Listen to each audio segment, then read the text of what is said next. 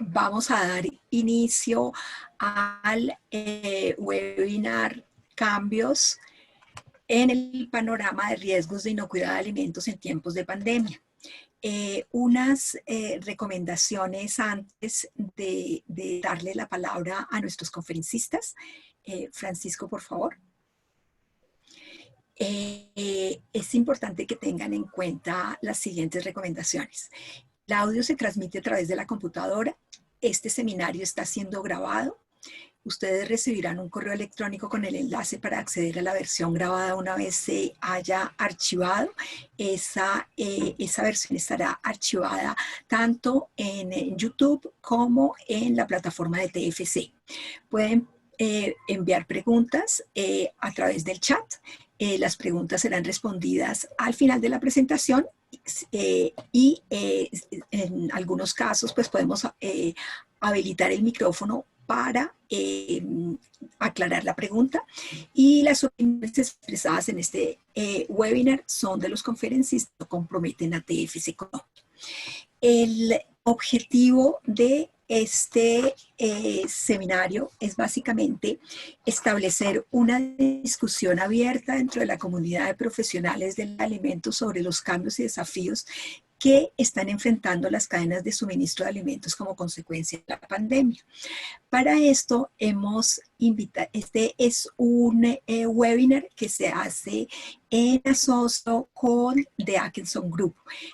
Tanto Liliana Casal Guardre como Rolando González pertenecen directamente a este reconocido grupo.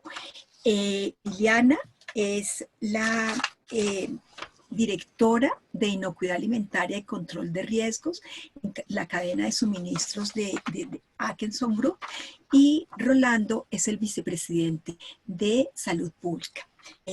Rolando y Liliana, cuando quieran podemos comenzar. Liliana, si quieres compartir pantalla, por favor. Bueno, ¿cómo no?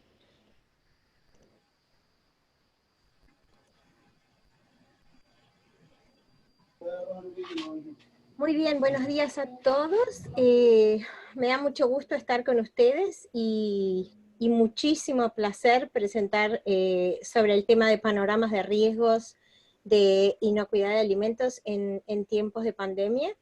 El análisis de riesgos es una de mis pasiones. Creo que camino por el mundo buscando riesgos y mirando dónde pueden estar los riesgos, así que es un tema que me apasiona y por supuesto, dentro del marco de la protección de la seguridad de los alimentos.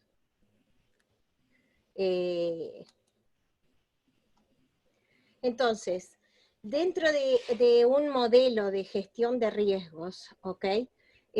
Nosotros nos encontramos que cuando tenemos que generar un modelo de gestión de riesgos, intentamos establecer el contexto, qué tipo de producto estamos manejando, para qué tipo de producto, qué tipo de entorno, cómo es el lugar donde va a ser procesado el producto, dónde va a ser vendido el producto, de dónde van a venir los ingredientes y materiales de empaque e insumos que serán utilizados directa o indirectamente para procesar ese producto, y a través de eso desarrollamos un modelo de evaluación de riesgos. En este modelo de evaluación de riesgos vamos identificando cuáles son nuestros riesgos, cuáles son las amenazas que tenemos, siempre con la mentalidad de que estamos buscando proteger al consumidor y hacer que ese consumidor se apasione por el producto que le vamos a entregar y quiera volver a comprarlo, volver a consumirlo, o sea, que represente una memoria placentera el utilizar el producto, y que por supuesto no traiga ningún riesgo a su salud.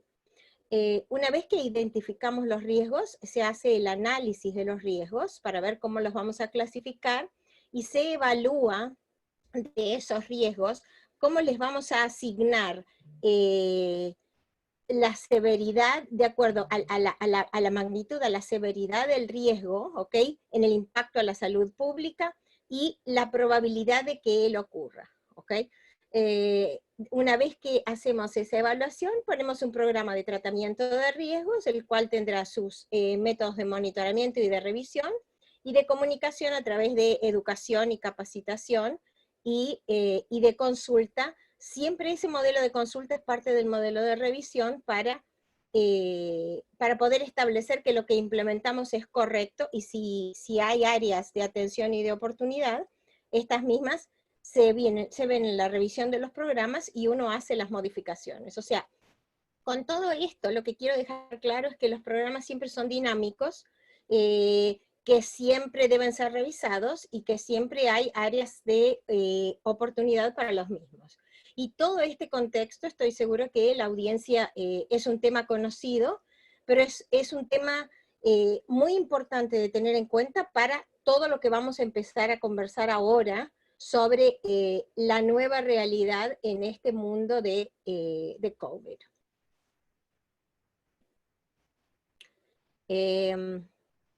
Perdón, me salté un slide. Tengo que volver para atrás. Which means... Ay, ¿qué estoy haciendo? Perdonen, ¿eh? Tengo que dar una paradita.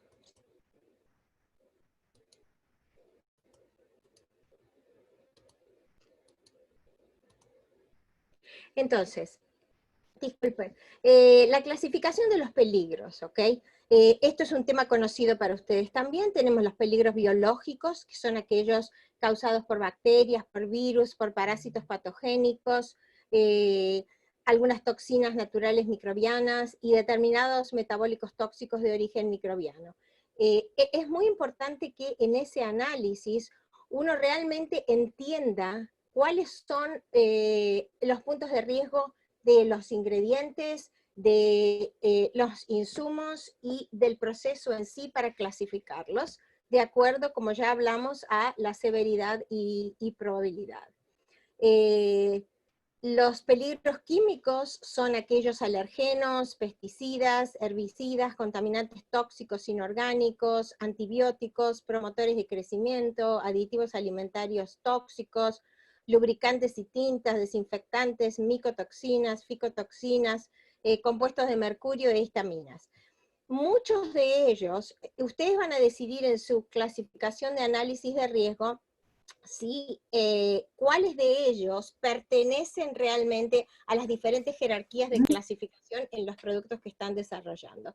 Y después están los riesgos físicos, que cubren un amplio espectro de material extraño, algunos de ellos con muy alto riesgo a la salud del consumidor, dependiendo del tipo de material extraño, vidrio, metal, madera, y del tamaño de la partícula. Ahora, en este ambiente que estamos viviendo ahora del COVID-19, ¿cuál es el riesgo para los alimentos? El CDC determinó que el riesgo de contraer COVID-19 a través de la comida, del agua, de los empaques, es muy bajo. Actualmente no hay evidencias, no se han encontrado trabajos, hemos visto algún comentario en productos yendo hacia China que declaran que han encontrado COVID en alimentos, pero en la mayoría de los casos no hay evidencia que se demuestre que la causa de COVID-19 pueda ser causada por contaminación con COVID, o sea, puede propagarse a través de los alimentos. Y por el momento, como dije, no se han identificado casos. Entonces, el riesgo en la cadena de suministros es el riesgo a las personas. Es todos aquellos que hacen posible que la operación ocurra, desde el momento de la producción primaria en que se hacen colectas de cereales o colectas de frutas o colectas de plantas, de vegetales, donde había el riesgo, uno de los riesgos más altos es en esa área porque el contacto de las personas es más cercano, existe tal vez un menor conocimiento de cuál es el riesgo de COVID al nivel en que están trabajando, y entonces existe una confianza inherente que los pone en más riesgo. En el procesado de producto, en las líneas de producción, en los lugares de preparación de alimentos, si las contenciones para contagio de COVID-19 no son contenidas, los riesgos son grandes porque existe normalmente un número significativo de personas y todas ellas están trabajando en la misma área de trabajo y en ambientes confinados. Este riesgo se va expandiendo al resto de la cadena de suministro, como los procesos de distribución, los procesos de venta y retail, y los consumidores. Y es un proceso cíclico donde los consumidores también son trabajadores, entonces ellos pueden ser parte del proceso de transporte del virus para llevarlo a sus puntos de producción y transformarse en un riesgo en la cadena de suministros. Si nosotros vemos los impactos internos y externos a nivel local y global, dentro de los impactos externos, cualquier programa, como ya hablamos al principio, de modelo de gestión de control de inocuidad de alimentos, tiene el programa de HACCP y los programas de apoyo como programa control de proveedores, programa de control de alergenos, programas de sanitización y de control de plagas, y programas de control microbiológico de medio ambiente, y áreas de mantenimiento. Lo que estamos queriendo resaltar aquí es que todas esas áreas tienen en común que existe gente trabajando en conjunto, que están en áreas confinadas, y entonces el riesgo de contagio se hace mayor. Cuando ese riesgo de contagio ocurre, obviamente hay menos gente en las líneas, hay menos gente para hacer los controles, entonces empiezan a ocurrir deficiencias dentro de cada uno de estos programas, deficiencias que pueden tener un gran impacto para garantizar la inocuidad de los alimentos que van al consumidor. Dentro de los impactos externos a nivel global, el virus ha afectado globalmente al mundo entero, entonces existe el riesgo de diferentes alimentos que vienen de diferentes regiones con diferentes niveles de controles y que se ven impactados en la productividad y en la imposibilidad de entregar los productos, garantizando la inocuidad de alimentos, ¿no es cierto?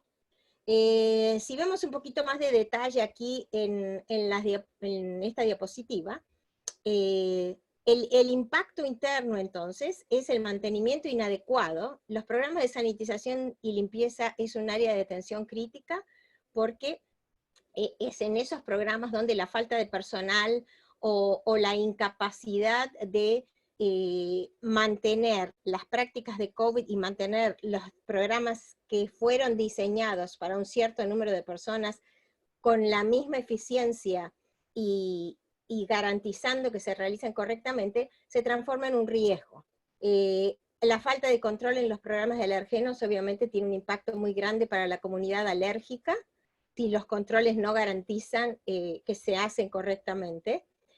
Obviamente el mal manejo del HACCP por falta de personal también, por falta de registros adecuados, por imposibilidad de hacer control de detectores de metales, por ejemplo, con las frecuencias necesarias como para garantizar que están funcionando correctamente, o de verificar imanes, todo eso va a impactar la calidad final del producto y la inocuidad final del producto. Y por último, el uso de ingredientes, materiales de empaque o insumos no aprobados por falta de productividad de aquellos proveedores que eran los proveedores aprobados. A nivel global, la falta de recursos financieros en las empresas por el impacto económico que ha tenido la pandemia, son parte de un riesgo semi-oculto, conocido pero difícil de detectar, y del cual Rolando va a hablar mucho más en las diapositivas siguientes. Existe también una inhabilidad de las agencias regulatorias para mantener y verificar las reglamentaciones establecidas para el control de inocuidad de alimentos.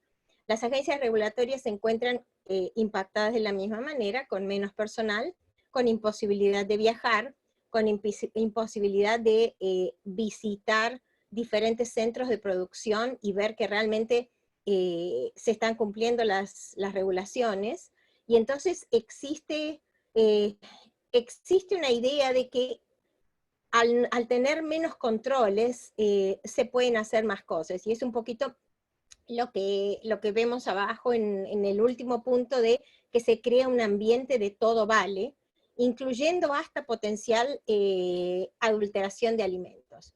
Y por último, un nivel de demanda y oferta inusual.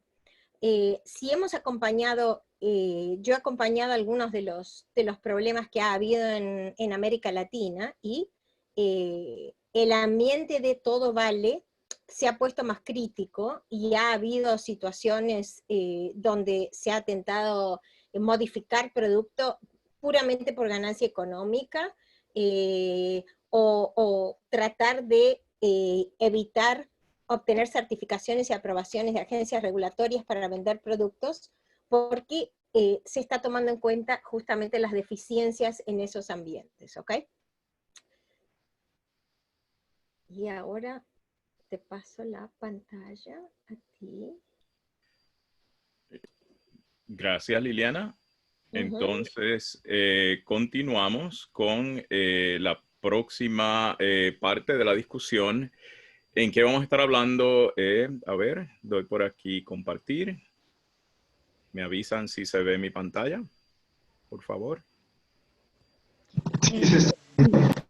Perfecto.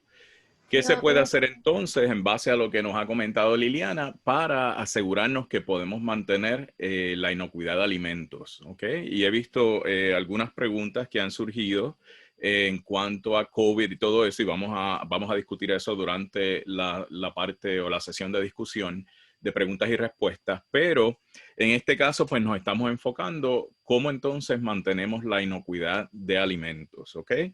Y obviamente desde el punto de vista de adulteración o contaminación accidental o no intencional, pues tenemos estrategias ya que hemos estado utilizando por muchos años, por supuesto. Tenemos HACCP, tenemos los planes de inocuidad alimentaria. Si usted está siguiendo, vamos a decir, las expectativas de FSMA para aquellas empresas que exportan a los Estados Unidos.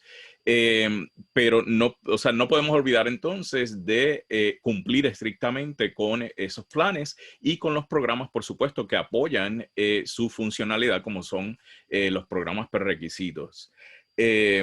Como parte de COVID, pues hay muchas de esas cosas, de hecho, que estamos haciendo quizás, o no quizás, estoy seguro, en base a la experiencia que tenemos de trabajar con muchos clientes en esa área, que estamos haciendo de manera mucho mejor o más frecuente, por ejemplo, el lavado de manos, la desinfección de superficies, etcétera, etcétera.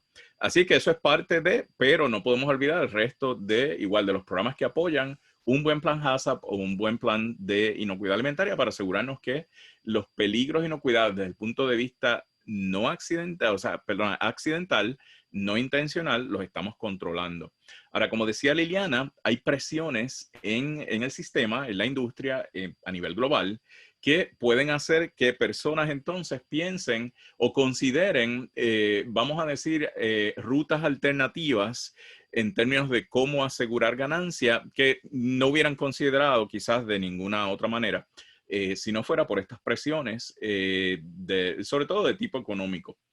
Y en ese sentido, pues entonces tenemos que también, además de nuestros planes de HACCP y de inocuidad alimentaria, tenemos que considerar dos posibles situaciones en que los alimentos se podrían contaminar o adulterar de manera intencional. ¿Okay? Y esos son los conceptos de defensa alimentaria y de fraude alimentario, que no son lo mismo. Defensa alimentaria nos referimos a aquellos esfuerzos que implementamos para estar seguros que evitamos una posible contaminación intencional de esos alimentos con intención, vamos a decir, el perpetrador de ese evento, lo que tiene es intención de causar daño a la salud pública y usualmente a gran escala. ¿Okay? So a eso nos referimos cuando hablamos de defensa alimentaria. Cuando hablamos de la prevención de fraude alimentario, lo que estamos tratando de prevenir es un incidente de adulteración intencional también, pero usualmente el foco de ese incidente o el propósito que lo motiva es de tipo económico, es un interés económico. No tienen interés en causar daño a la salud pública, es simplemente, ok, ¿cómo podemos asegurar que nuestros márgenes de ganancia todavía siguen siendo los que teníamos anteriormente? o si pueden ser mayores, mucho mejor. En ocasiones, y eso lo vamos a discutir ya, lo vamos a mencionar en un momento también, en ocasiones, sin querer, se puede culminar entonces en un evento que representa un peligro a la inocuidad alimentaria y por lo tanto a la salud pública. Y ese es el caso en donde, como parte de fraude alimentario, alguien sustituye un ingrediente por uno que quizás es un alérgeno, y entonces obviamente pues allá hay uno de los peligros químicos que Liliana estaba mencionando ahora en el alimento. ¿Okay? Así que, ¿cómo entonces manejamos esa situación y prevenimos o reducimos el riesgo de llegar ahí? Bueno, haciendo o completando y documentando una evaluación de vulnerabilidad. ¿Okay? Así la llamamos. Si recuerdan, pues en el caso de HACCP y del plan de inocuidad alimentario, pues hacemos una evaluación de peligros, ¿no? Un análisis, un hazard analysis, como se dice en inglés. Pero en este caso hablamos de una evaluación de vulnerabilidad. ¿Okay? Para la adulteración intencional del suministro de alimentos. Y una vez que hacemos eso, igual que en HACCP y en el plan de inocuidad alimentaria, que identificamos medidas para reducir o eliminar esos peligros. En el caso de la contaminación intencional, entonces hablamos de estrategias, ¿okay? Medidas para, o estrategias de mitigación para reducir el riesgo de esa potencial adulteración intencional y sobre todo aquella que pudiera tener un impacto a la inocuidad alimentaria y por consiguiente a la salud pública. Y como sabemos, ese tipo de incidentes puede afectar no solamente la salud pública, obviamente, que sería lo más crítico, pero también pueden afectar la reputación y la habilidad que tiene un negocio de continuar existiendo, básicamente, dependiendo cuáles sean las implicaciones desde el punto de vista regulatorio, desde el punto de vista de reputación, etcétera, etcétera. Pasando ya entonces específicamente a cómo entonces manejamos el tema de fraude alimentario, empezando con ese análisis de vulnerabilidad que les estaba comentando, pues llevar a cabo esa evaluación y desarrollar un plan. ¿Okay? Todo esto tiene que estar entonces formalizado en un plan de mitigación de fraude alimentario. Y hay varias consideraciones que debemos hacer acá. Por ejemplo, no olvidar que este tipo de situaciones se da cuando hay una oportunidad y cuando hay una presión para una ganancia económica. Por ejemplo, como lo que está sucediendo dentro de la pandemia del COVID, en donde muchos negocios se han visto imposibilitados de manufacturar o vender sus productos como lo hacían anteriormente. Por lo tanto, la situación económica es precaria en muchos casos. Los suplidores también necesitan pues vender sus ingredientes a esas empresas y si las empresas no pueden vender sus productos, pues entonces no hay demanda para esos ingredientes y por lo tanto están buscando maneras ya sea de abaratar costos o de todavía pues poder asegurar algún intercambio, ¿no? de sus ingredientes o lo que sea, suministros que vendan, ¿no? Dependiendo qué tipo de programa de terceros usted está utilizando para certificación, ¿no? Por ejemplo, si está bajo la Iniciativa Global de Inocuidad Alimentaria, cualquiera de los programas, ellos requieren una evaluación integral de todos los tipos de fraude que puede haber.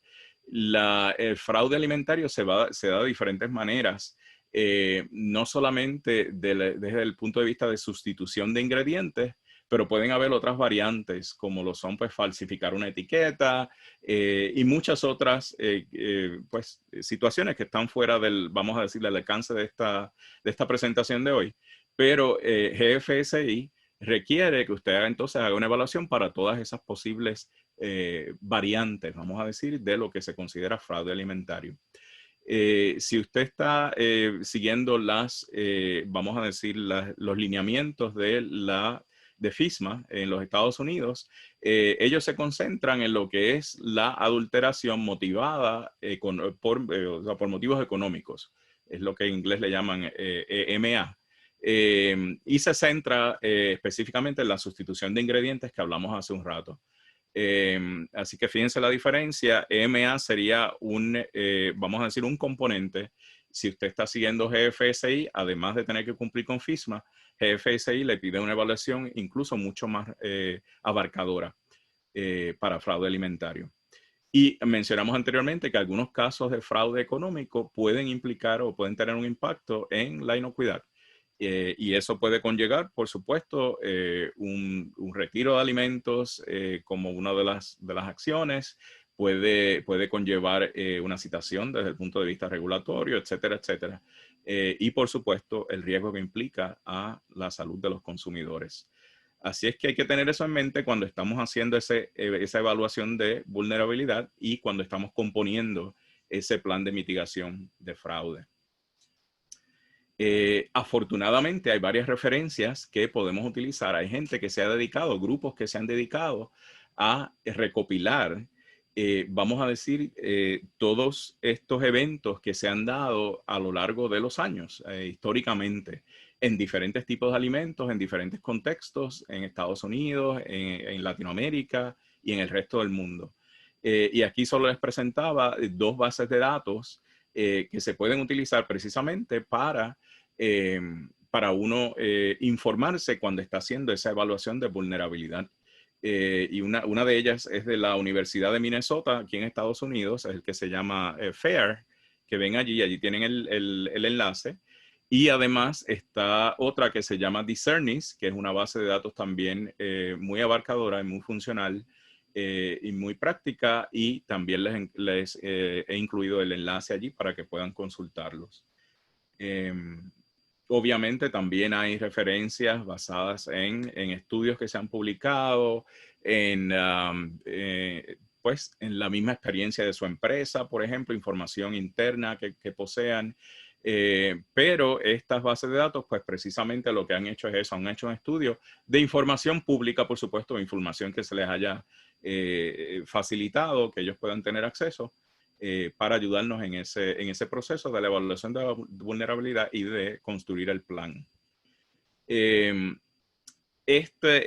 Bueno, al igual que HACCP y al igual que los planes de inocuidad alimentaria, deben ser dinámicos, ¿sí? Estos esfuerzos son dinámicos. No es algo que hicimos una vez hace 5 años o hace 20 años y lo hemos guardado, lo consultamos y hoy en día sigue siendo relevante. Puede que sí, que muchos elementos, muchos de la información que estaba allí siga siendo relevante, pero es algo que tenemos que, sobre todo cuando vienen eventos mundiales, así como la pandemia del COVID, debemos estar reevaluando con cierta frecuencia.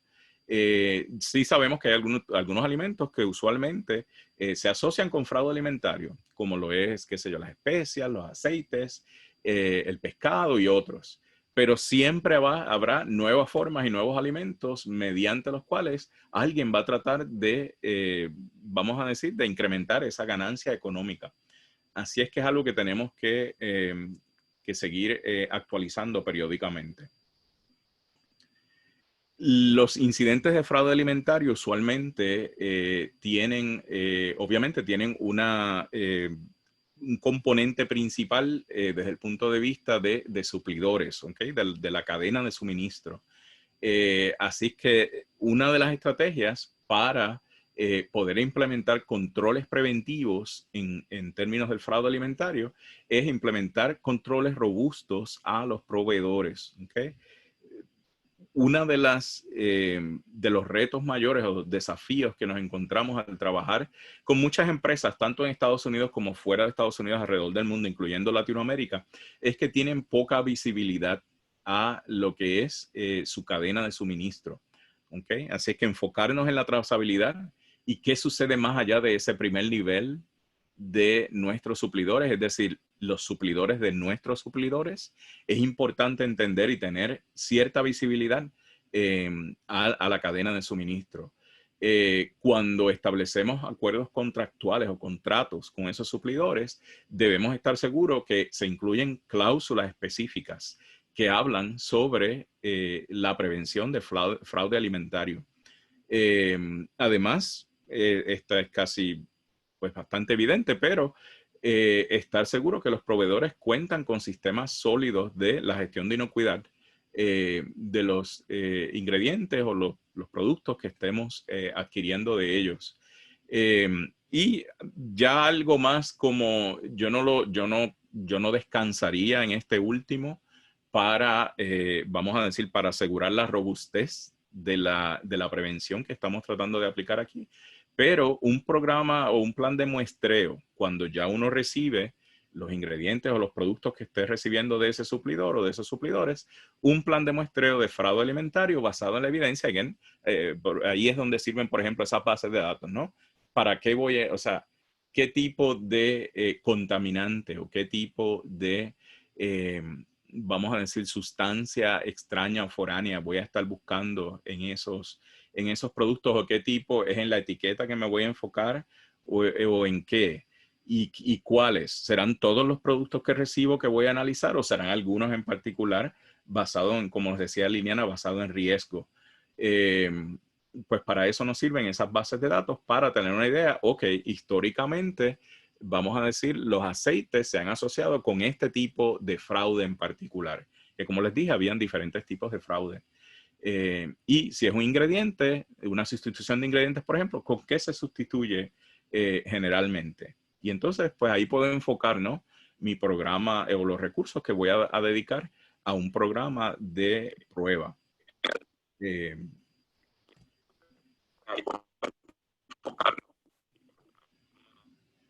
Perdón, no sé si había alguna pregunta o era simplemente una interferencia. Bueno, continuamos. Otra estrategia importante en la prevención de fraude alimentario es poner a prueba los programas que tenemos, que suponemos que funcionan, pero los hemos retado, hemos verificado que están funcionando adecuadamente.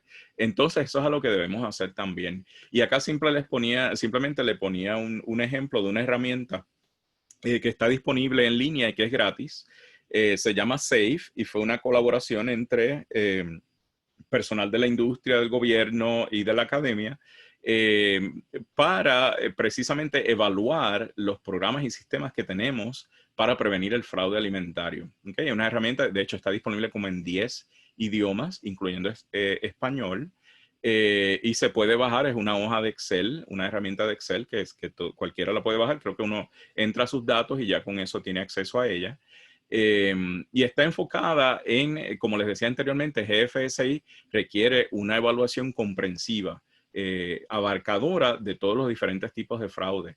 Y esta herramienta está precisamente enfocada en estar seguro que uno puede cumplir con las expectativas de GFSI en este contexto. Y como GFSI pide una evaluación abarcadora.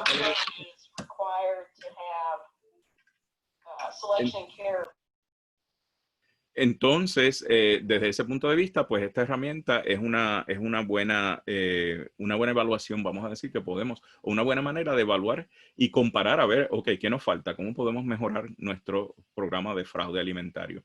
Y por supuesto, podemos hacer entonces ejercicios también simulados o escenarios simulados en donde, y esto lo vamos a ver también desde el punto de vista de defensa alimentario, pero en donde tratamos de pensar, ok, si fuéramos a crear un incidente, vamos a decir, en que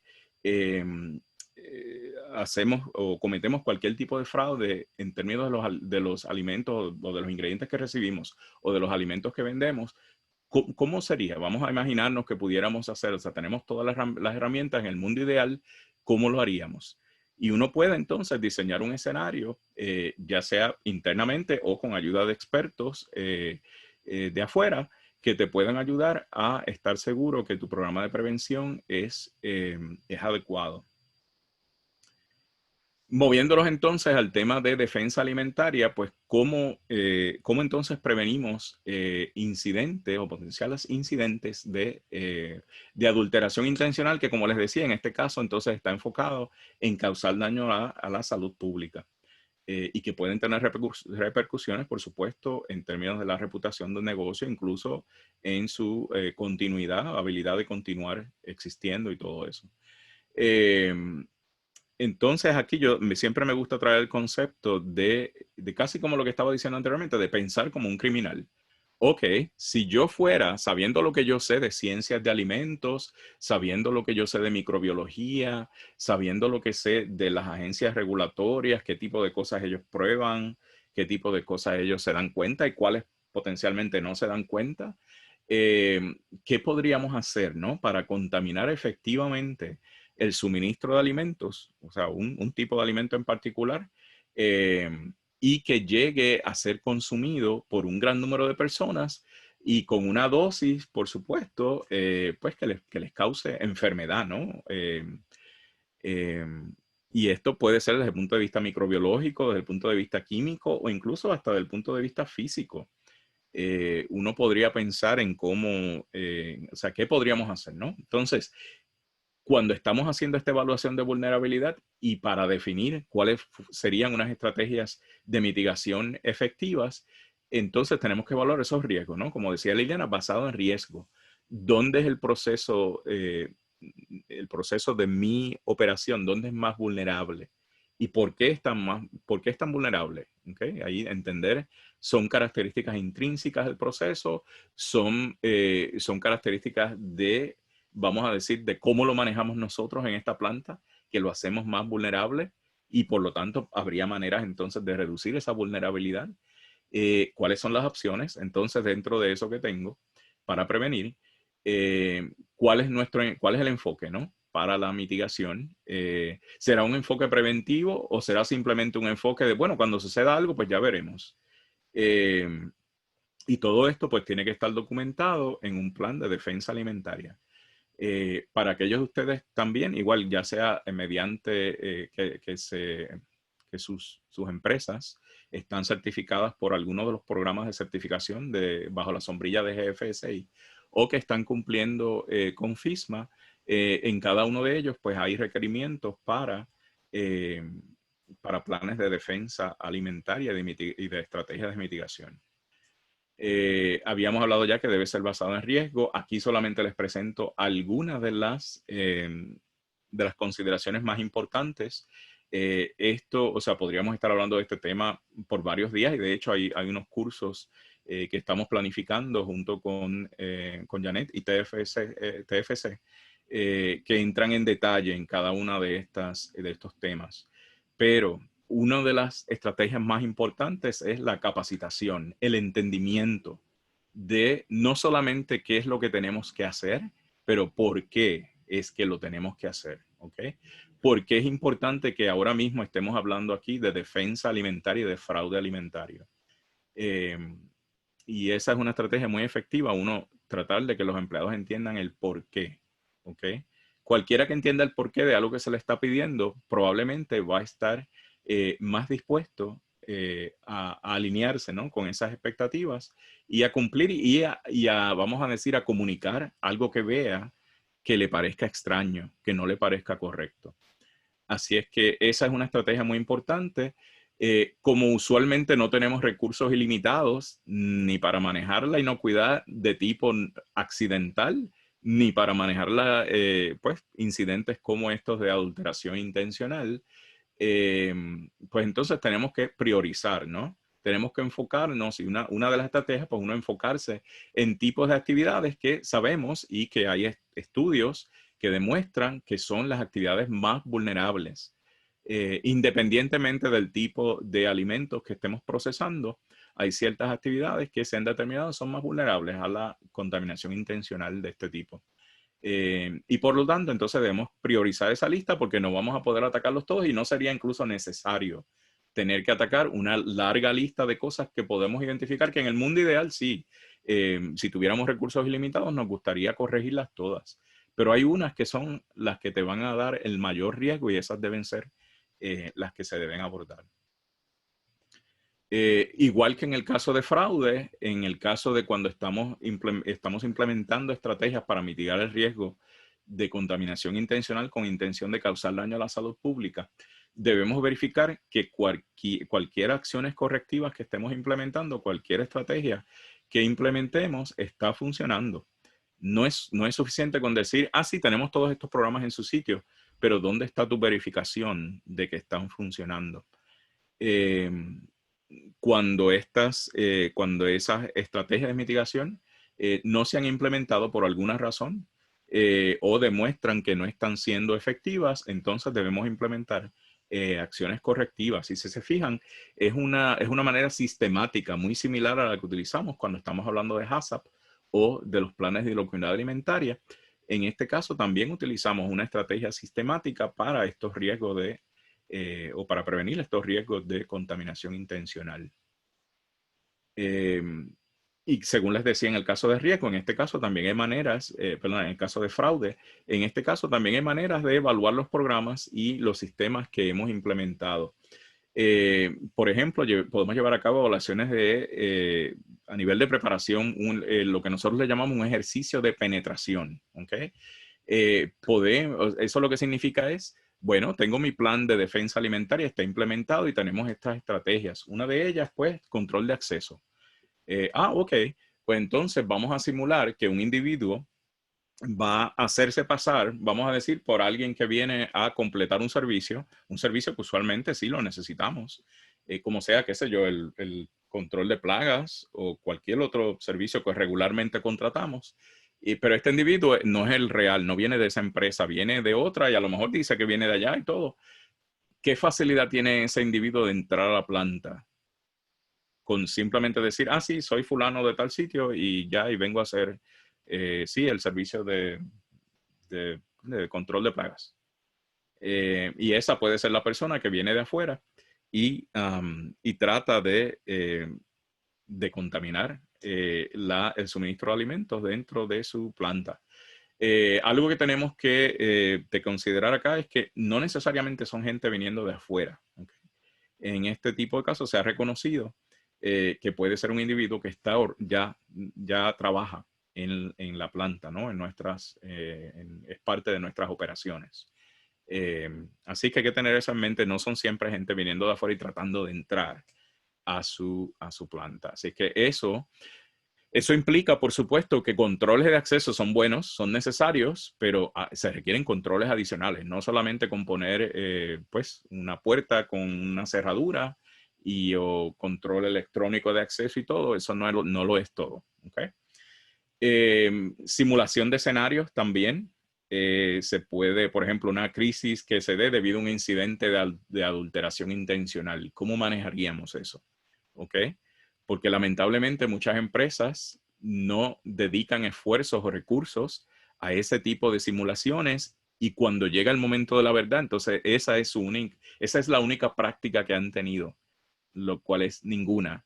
Ya después de esa tendrán una práctica, ¿no? Pero idealmente, de manera proactiva, uno debe practicar y anticipar y además identificar dónde están las oportunidades, ya sea de comunicación, ya sea de las estrategias como tal, de cómo estamos respondiendo, en realidad no son efectivas, etcétera, etcétera. Último punto que quería hacer en esta diapositiva es que en ocasiones se puede dar una situación en que una medida que hayamos implementado de defensa alimentaria esté en conflicto con una que hemos implementado o que hemos adoptado para asegurar la inocuidad alimentaria. Y en ese caso, pues la que tenemos para asegurar la inocuidad alimentaria debe prevalecer. No podemos olvidar que los incidentes de defensa alimentaria son de baja probabilidad, ¿ok? Y de baja incidencia, pero usualmente el impacto que tienen es muy grande. Así es que, aún así, la inocuidad alimentaria sigue siendo nuestro mayor foco. Y muchas veces podemos llegar vamos a decir, a un punto medio en donde podemos asegurar ambos. Podemos todavía asegurar la inocuidad con lo que sea que tengamos implementado y además podemos modificar o podemos añadir elementos adicionales que nos ayuden a la defensa alimentaria. Así que ya casi concluyendo, lo ideal acá es que hagamos que la defensa alimentaria y la prevención del fraude sean parte de la cultura de la empresa. ¿Okay? Yo en algún momento mencioné la capacitación, ¿okay? El ayudar a nuestros empleados y a nosotros mismos, al equipo entero de la planta, a entender cuáles son los 3 aspectos de la protección de alimentos, sobre todo en estos tiempos de pandemia. Tenemos el concepto de inocuidad alimentaria, creo que muy bien entendido. En muchas ocasiones sí hay cositas aquí y allá que siempre tenemos que revisitar y potencialmente modificar. Pero estos dos otros conceptos que les he traído, el de fraude alimentario y el de defensa alimentario, a veces no están tan claros, no estamos tan familiarizados con ellos. Y tenemos que entender que nuestros empleados son nuestra primera línea de defensa. Y si los ayudamos a entender, como decía yo anteriormente, no solamente lo que tienen que hacer, pero el por qué es que lo estamos haciendo, entonces nos van a ayudar a más efectivamente a prevenir este tipo de incidentes de cualquier ángulo que se dé, ¿sí? Una de las cosas, y igual esto es simplemente una lista muy corta acá, empoderarlos con esta, vamos a decir, con si ven algo, decir algo. No hacerse de la vista larga, no decir, bueno, sí, veo, pero no voy a decir nada, o eso yo no sé, no me quiero meter en problemas. No, eso debe ser parte de la cultura, que uno se sienta cómodo yendo a su jefe o a quien sea y comentarle, aunque sea un compañero de trabajo, oye, ¿sabes? Lo que está haciendo fulana o fulanito, no me parece algo anda raro ahí, no sé, deberíamos comentárselo a alguien, etcétera, etcétera. Ya les había hablado del segundo punto que aparece o subpunto que aparece allí, que una persona que quiere causar daño podría estar ya en la empresa. No son solamente gente viniendo de afuera. Desde ese punto de vista, una de las estrategias es implementando sistemas de detección de integridad para cuando estamos contratando empleados. Eso no te garantiza que alguien en el futuro no vaya a tratar de hacer algo, ¿no? Pues que no sea aceptable o desde el punto de vista ético no sea aceptable, pero puede minimizar el riesgo. Un último punto acá es que los esfuerzos de inocuidad alimentaria pueden ayudar y pueden ser complementarios a la defensa alimentaria y la prevención del fraude. Así que cuando hablamos de prevención y de defensa alimentaria, de prevención de fraude y de defensa alimentaria, no estamos necesariamente hablando de comenzar de nuevo con una lista de cosas que nunca hemos considerado, comenzar de cero. No, al contrario, muchas de las estrategias que ya tenemos para apoyar la inocuidad alimentaria nos pueden servir también para apoyar estos programas de prevención de fraude y defensa alimentaria. Y finalmente, finalmente antes de que hablemos de un último punto, que es el de cultura de inocuidad, pero en términos de la prevención de fraude y defensa alimentaria, involucrar recursos externos. Está bien que no estemos totalmente familiarizados con estos conceptos que históricamente no se han tratado, no se les ha dado la misma importancia o relevancia que se le ha dado a la inocuidad alimentaria. Pero si no tenemos los recursos internos necesarios para hacer un buen trabajo en base a algunas de las ideas que le he presentado, está bien consultar con recursos externos, ya sea de la academia, ya sea recursos del gobierno, algunos gobiernos tienen información relacionada, o consultores externos que puedan fortalecer y que puedan ayudarlos a retar sus sistemas de producción, de protección de alimentos, tanto en el caso de inocuidad de tipo accidental como en de adulteración de tipo accidental, como en el caso de fraude y defensa alimentaria. Y ya con eso les quería pedir a Liliana que nos ayudara a entender o a comunicarles este último mensaje que tiene que ver con cultura. Y yo mencioné el concepto de cultura en 2 ocasiones, creo, dentro de prevención de fraude y defensa alimentaria. Pero Liliana, si nos puedes ayudar a cerrar con este mensaje, por favor. Ok, ¿me están escuchando? Sí. Sí, Liliana. Liliana, te recuerdo que tenemos 12 minutos para finalizar el webinar. Perfecto, Gracias. perfecto. Entonces, dentro de todo el panorama que hemos visto, ¿okay? Quedó bien claro todas las áreas que tenemos, en las cuales tenemos que reforzar nuestros ojos y de pronto mirar con una diferente óptica para manejar el impacto del COVID-19 en los programas que tenemos diseñados. Y una herramienta que es muy beneficiosa porque se inclina a utilizar a las personas como modelo es el crear una cultura de inocuidad de alimentos. El modelo de cultura de inocuidad de alimentos trae muchos éxitos porque es el compromiso de crear un ambiente y un hábito que sea positivo, trabajando con las personas en todos los niveles de la organización. Existen varios pilares esenciales y uno de ellos es el rol de los líderes, que tienen que liderar con presencia y con ejemplo. Y ese liderazgo se traslada a todos los niveles de la organización y genera un compromiso de lealtad. Cuando en los diferentes niveles de la organización ven que los líderes están participando al mismo nivel de ellos, están presentes y hacen lo que dicen que van a hacer y lo que dicen que todos deben hacer, es el modelo más claro para crear un hábito positivo. Dentro de ese modelo está también establecer un modelo de comunicación frecuente, un modelo de educación y entrenamiento, y la educación es explicar el por qué, como explicó Rolando en su presentación, explicarles al equipo y a los funcionarios el por qué se hacen las cosas, cuál es el impacto de hacerlas de determinada manera y hacerlas bien. El trabajo compartido y la valorización de los funcionarios, que siempre eleva la moral de la organización, y obviamente con una moral elevada son menos los riesgos de contaminación intencional y se ven menos probables los riesgos de inclusive contaminaciones económicamente motivadas. Y además modelos de concientización de riesgos que generen compromiso y responsabilidad personal, o sea, que cada persona que hace su trabajo sienta que hace ese trabajo por alguien, que se involucre con un sentimiento de inteligencia emocional para que ese trabajo sea el de él y tenga orgullo de hacerlo. Y con esto vamos a cerrar la presentación y les agradecemos muchísimo esta oportunidad de poder estar con ustedes, y Janet, el micrófono es tuyo. Muchísimas gracias, Liliana y Rolando, excelente la presentación. Tenemos 3 preguntas, ¿sí?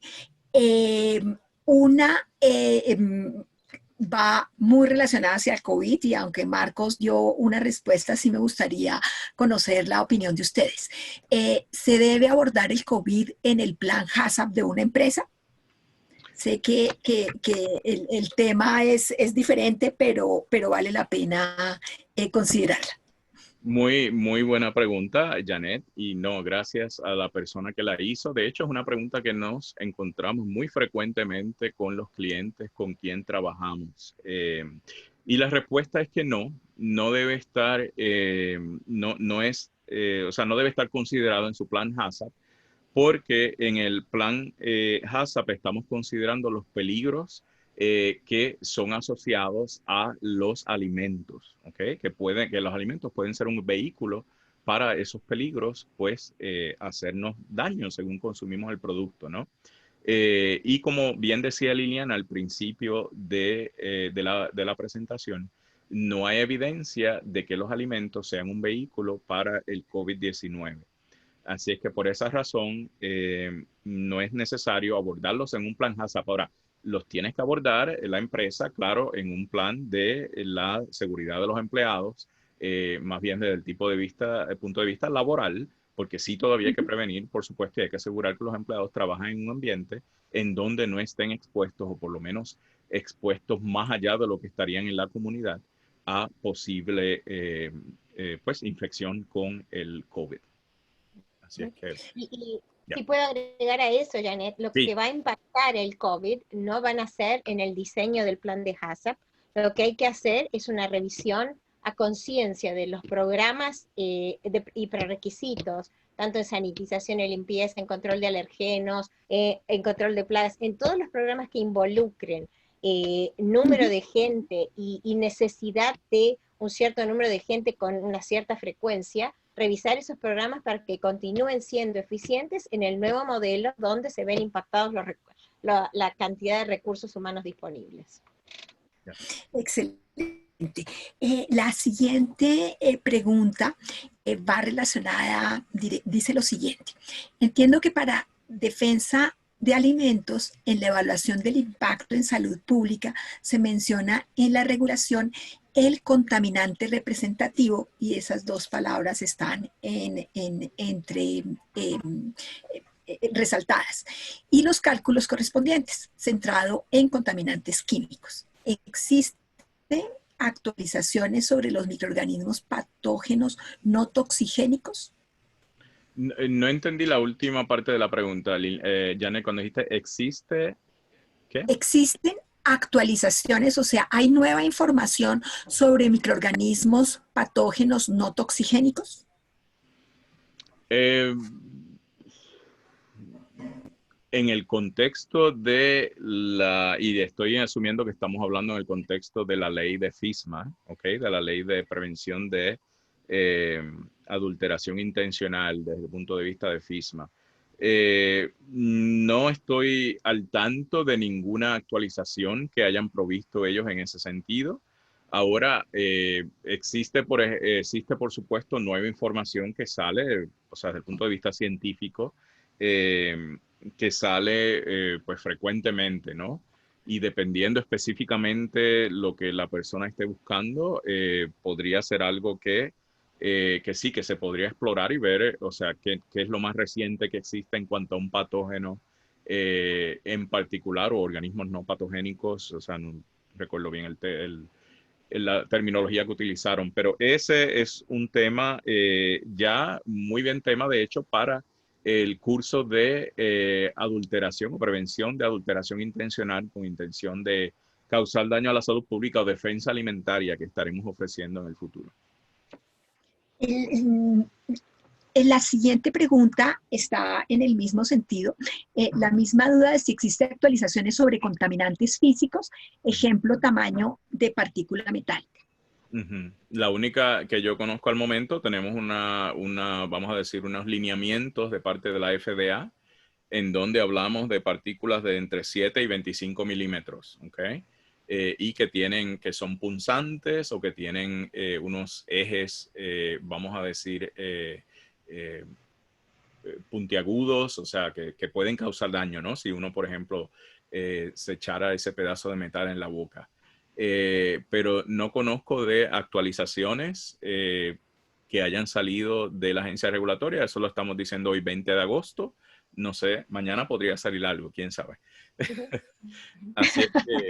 Ay, me dice la persona que hizo la pregunta que se le cortó el audio, que si se podía repetir. Yo lo que le voy a decir es que no te preocupes, como queda grabado, podríamos que lo puedes repetir, pero en resumen es que no hay actualizaciones conocidas a la fecha, 20 de agosto, relacionadas con el tema que estabas preguntando. Correcto. Hay una información relacionada con unas partículas, pero que es muy puntual específicamente, fue lo que comentó Rolando. Bueno, no tenemos más preguntas. Yo no sé, Rolando y Liliana, si quisieran plantear algo, hacer algún resumen como tal de esta presentación. Hay una cosa que yo sí quiero recalcar antes de darle las palabras a ustedes, y es que el COVID, la pandemia como tal, ha hecho que las empresas se centren mucho en todo lo que es esta parte de cómo prevenir a través de limpieza y desinfección la entrada del virus, ¿sí? Pero precisamente por eso se están olvidando otro tipo de peligros que podían estar entrando.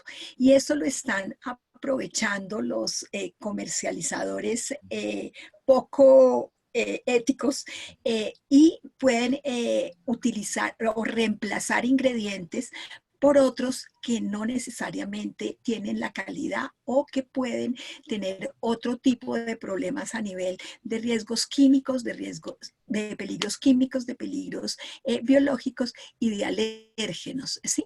Entonces, sí me parece importante tener en consideración todo este punto porque la pandemia como tal nos ha hecho centrarnos en una cosa, pero no podemos olvidar lo importante. No sé, Rolando y Liliana, si quieren cerrar con algunas palabras. Bueno, tú has hecho un resumen excelente, Janet. Yo en realidad no tengo mucho más que añadir. Tú has capturado la esencia de lo que hemos tratado de comunicar, ¿no?, a la audiencia hoy en día. Y que como decía Liliana, creo que, o sea, es tratar de continuar prestándole atención, ¿no?, a esos riesgos y a esas diferentes maneras en que se pueden contaminar los alimentos, ya sea de manera accidental o de manera intencional, y que tenemos que hacer eso bajo una nueva realidad. Una nueva realidad que, como decía Liliana, los recursos están comprometidos, los recursos están estresados, ¿ok? Y todavía sí tenemos que estar seguros que estamos protegiendo la inocuidad de los alimentos. Así que esas son mis palabras finales, Liliana. No sé si tú querías añadir algo. Mis palabras finales son, o sea, ustedes dos lo han resumido también, que me ha quedado poco por decir, pero no debemos olvidarnos que los requisitos de inocuidad no cambiaron, que los consumidores siguen siendo los mismos, que quien es alérgico sigue siendo alérgico y además tiene que protegerse contra el COVID. Entonces, no busquemos el camino fácil y tal vez tengamos pena de nosotros mismos con todo lo que tenemos y decir, ok, a lo mejor puedo subir los límites para mi detector de metales, o a lo mejor puedo poner un control de patógenos menos frecuente, porque los riesgos siguen siendo los mismos. Entonces lo que hay que encontrar en este desafío es cómo manejarlos de la misma manera y eficientemente, siempre pensando en proteger a los consumidores de todas las edades, pero manejándolos diferentes, ¿ok? Y con eso ha sido un placer compartir esto con ustedes. No me resta sino darles las gracias tanto a Rolando como a Liliana por participar en esta iniciativa, y a todos los que participaron en el webinar, darles las gracias por la confianza. Nosotros vía correo electrónico les avisaremos cuando ya esté público para que nos ayuden a divulgarlo, y la información de próximas actividades, recuerden que está disponible en nuestra página web. Que tengan muy buen día y muchísimas gracias a todos. Gracias. Muy buen día. Hasta luego. Hasta pronto.